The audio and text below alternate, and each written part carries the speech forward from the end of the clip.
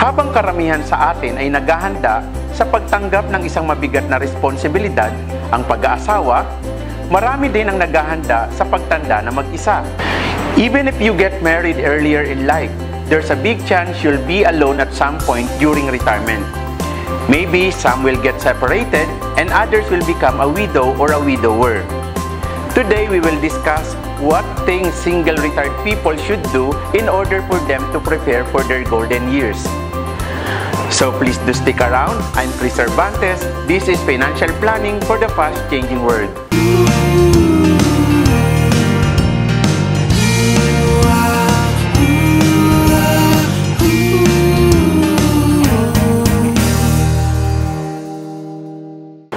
Ang paghahanda ng retirement ng isang mag-asawa ay isang bagay na di ganong kadaling gawin.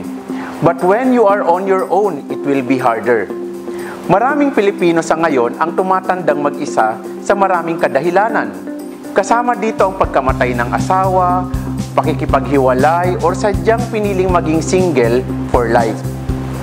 In any of these situations, you need to be ready to take charge of your retirement. Here are some key preparations that you can do in order for you to manage your retirement alone. Double-check beneficiary information and legal documents. Habang maaga pa lamang, siguraduhin mo na ikaw ang beneficiary ng asawa mo sa kanyang mga insurance policies. Ang pinaka-nakalulungkot sa pangyayari sa isang naulilang asawa ay malaman niyang hindi siya ang beneficiary ng namayapa niyang asawa the moment na mag-claim na siya ng insurance benefits. Kung ikaw ay single at ang mga magulang mo ay may mga insurance policies, maigi ding malaman mo kung isa ka nga ba sa isang mga beneficiaries. You don't need to take it personally. Sometimes it just so happen na kumukuha tayo ng mga insurance nung tayo ay single pa lamang, then nung magpapakasal na tayo, we forget to update it. Have an adequate health and critical illness insurance. Kung alam mo naman na tatanda kang mag-isa, ngayon pa lamang ay mag-full load ka na sa health and critical illness coverage mo. We have to accept the fact that we will retire alone. Wala tayong ibang aasahan kung hindi ang ating mga sarili. Yes, maaaring may anak ka, pero you have to remember na sila mismo ay may mga concern din sa kanya-kanyang mga pamilya. Matutulungan mo sila kung ikaw mismo ay alam mong hindi na nila po problemahin pa. Make sure you have sufficient retirement income. While waiting for your retirement and you are at the peak of your career making money, concentrate on building enough funds that will help you sustain your retirement budget in the future. I'm not saying na you suppress yourself now for the future, because it is a must that you make sure you enjoy the gift of today. You should enjoy your life now kahit na nagpe-prepare ka pa for the future. Kasi wala namang kwenta kung mag-ipon ka na mag-ipon ng napakaraming pera, then wala ka namang pamilyang pag-iiwanan nito. What I'm trying to say is, secure your retirement while enjoying life today as single. Prepare life plan and estate plan. Kung mamumuhay kang single during retirement, it's a good idea na ngayon pa lang meron ka ng life plan or memorial plan. We have to be realistic here. Lahat naman doon ang punta natin. Pero if we have proper planning, hindi magiging sakit sa ulo ng mga taong malapit sa atin ang gastusin sa ating paglisan. And another thing, we also need to prepare proper estate plan. Write a will. Kung meron kang mga naipundar, kanino mo ito gustong iwan?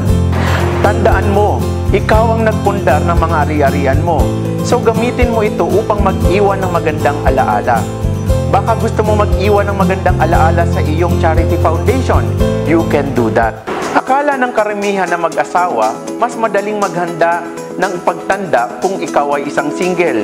No! A married couple may both be saving for retirement, while single people have to do it on their own.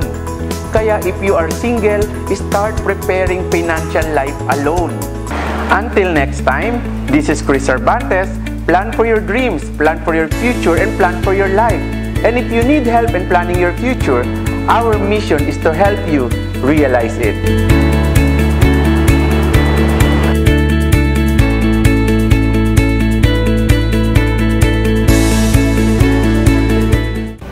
Hey, it's Chris. Did you like this episode? Kung nagustuhan ninyo ang episode na ito, you can do 4 things right now upang magpatuloy ang sabay-sabay nating pag-aaral. Una, you can subscribe to our video channel and I hope you do, so you can learn something new from us every week. Pangalawa, you can have my book by ordering from the link below. Third, you can go to our website so you can read more articles from us. And fourth, you can like our Facebook page to receive a daily inspiration, updates on new products, podcasts, seminars, and events, and everything else na di namin maibigay sa video channel na ito. Sana magkita-kita tayong muli sa susunod na episode. Until then, go out and make a difference. Make money, be wealthy, and help someone else along your journey. God bless.